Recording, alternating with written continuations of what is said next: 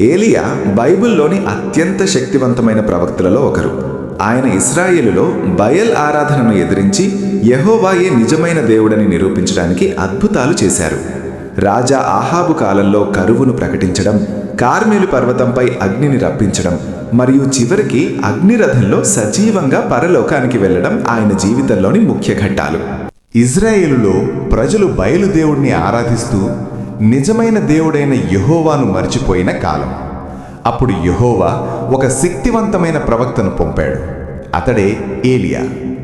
ఆహాబు రాజు రాజ్యమేలుతున్న రోజుల్లో ఏలియా ధైర్యంగా రాజు ఎదుట నిలబడి, ఇశ్రాయేలు యెహోవాను విడిచిపెట్టినందున దేవుని వాక్యము వల్ల దేశమంతటా కరువు వస్తుంది అని ప్రకటించాడు. అది నిజమైంది. ఆకాశం మూసుకుపోయింది, వర్షం ఆగిపోయింది. యెహోవా ఏలియాను ఒక నదీ తీరానికి తీసుకెళ్లాడు. ఆశ్చర్యకరంగా కాకులు ప్రతిరోజు అతనికి రొట్టెలు మాంసం తెచ్చాయి. ఇది యెహోవా తన సేవకుణ్ణి ఎప్పటికీ విడిచిపెట్టడని చూపిన సంకేతం.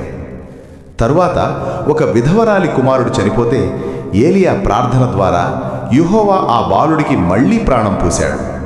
ప్రజలందరూ ఆశ్చర్యపోయారు. యెహోవా నిజమైన దేవుడని తెలుసుకున్నారు.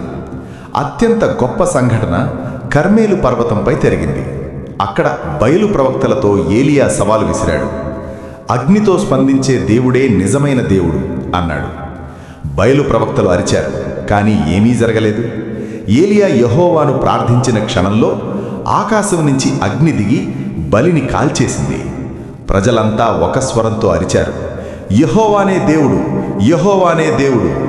చివరికి ఏలియా మరణాన్ని చూడకుండానే అగ్నిరథంలో సజీవంగా పరలోకానికి ఎత్తబడ్డాడు. అతని జీవితం మనకొక గొప్ప బోధ నేర్పుతుంది. నిజమైన దేవునిపై విశ్వాసం ఉంచిన వారిని యెహోవా ఎన్నడూ విడిచిపెట్టడు.